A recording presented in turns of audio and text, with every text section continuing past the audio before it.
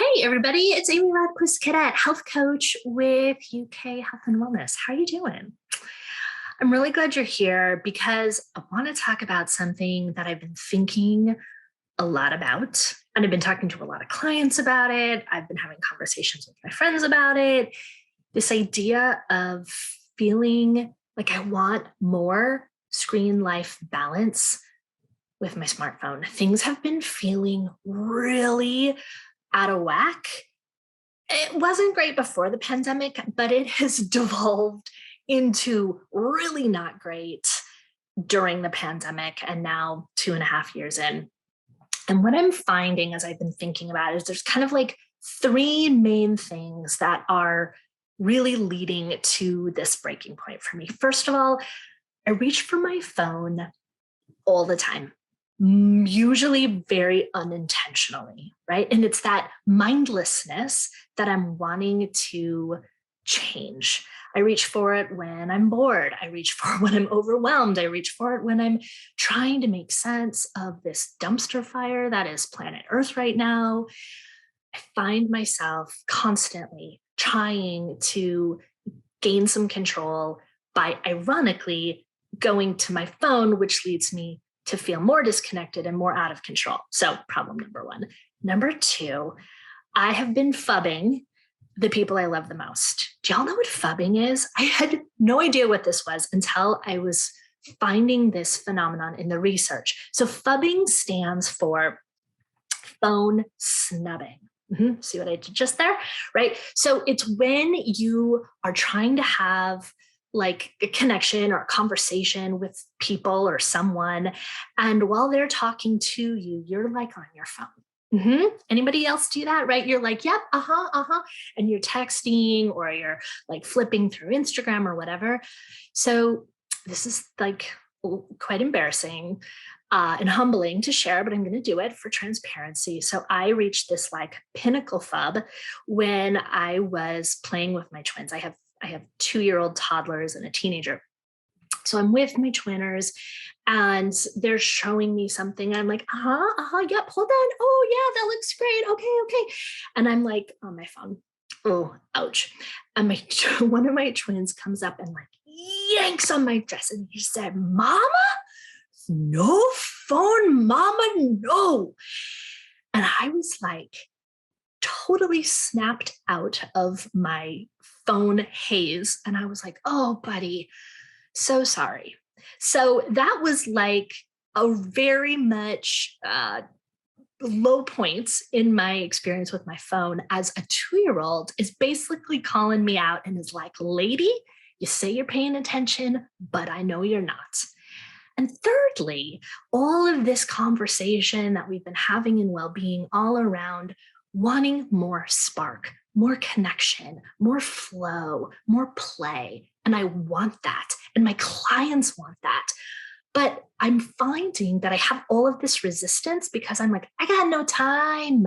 Where am I going to fit that extra room? I have no capacity.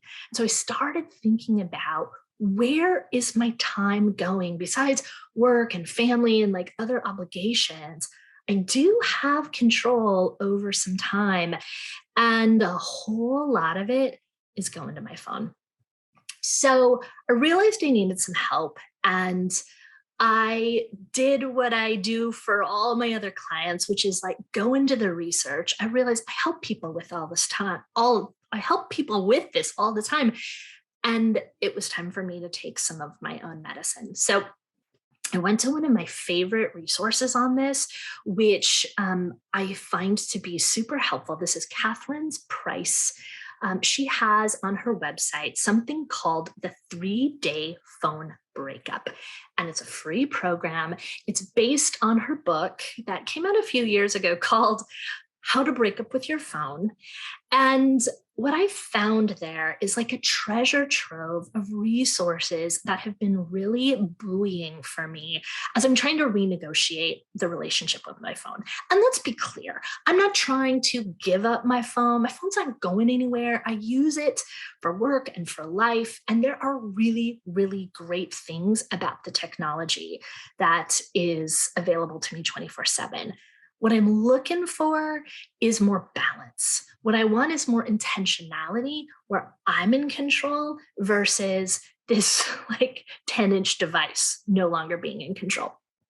So here are some of the things that I've been doing over the last 3 weeks. So it's still fresh, but I'm happy to say things are changing for the better. So here's what's been working.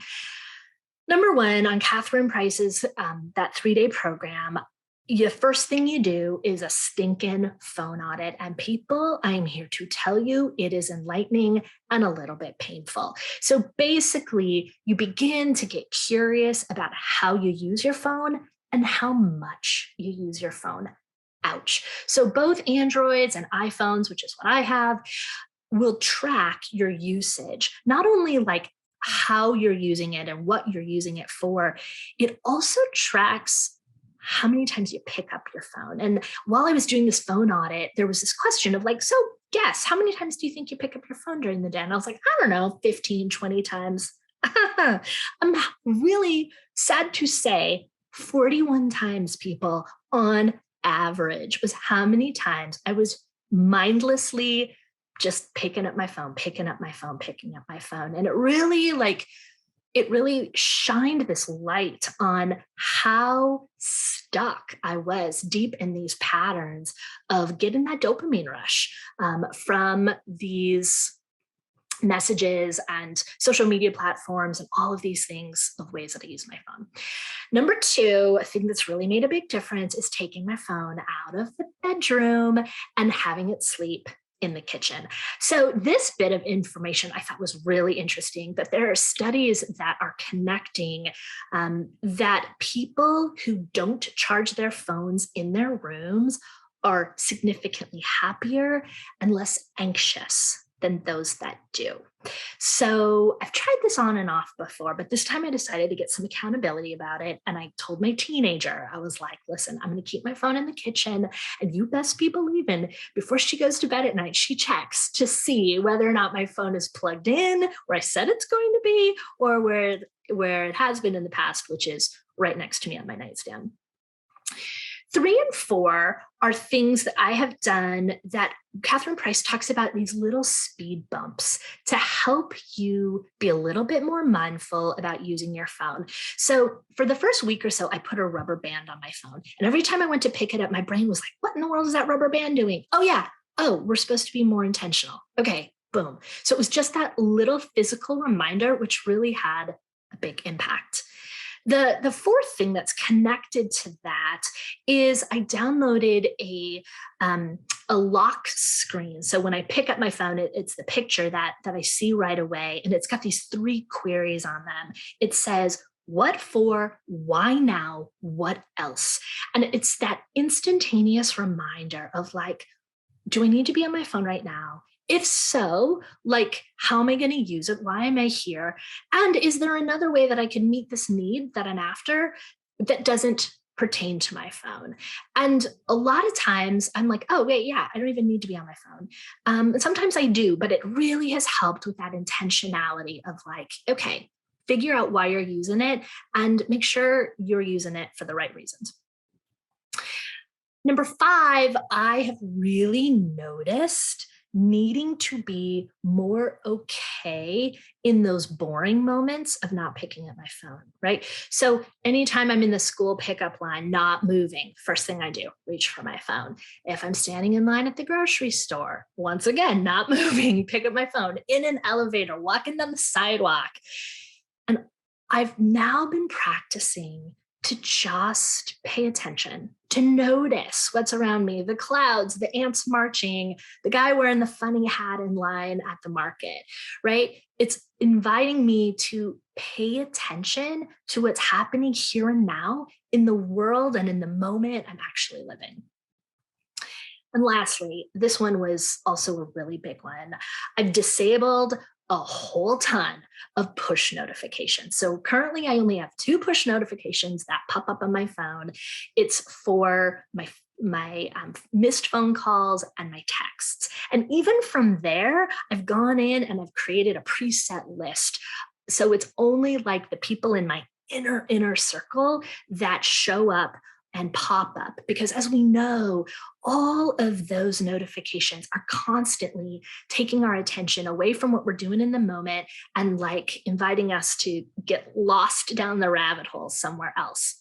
So I'm finding that these things are making a difference. And I'm happy to announce that I checked it yesterday.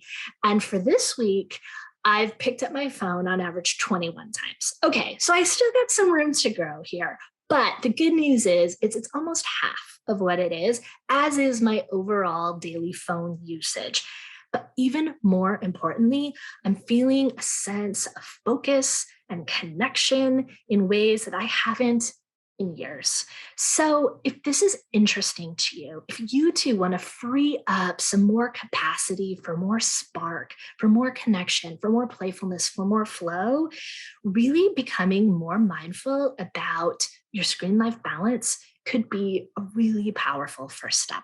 And if you're looking for some more support in that, reach out. If you're a UK employee, let us know. Both my colleague, health coach Jackie Hansen, and I love to help support people get more screen life balance through a consult or through ongoing health coaching. That's what we do, and we'd love to support you too.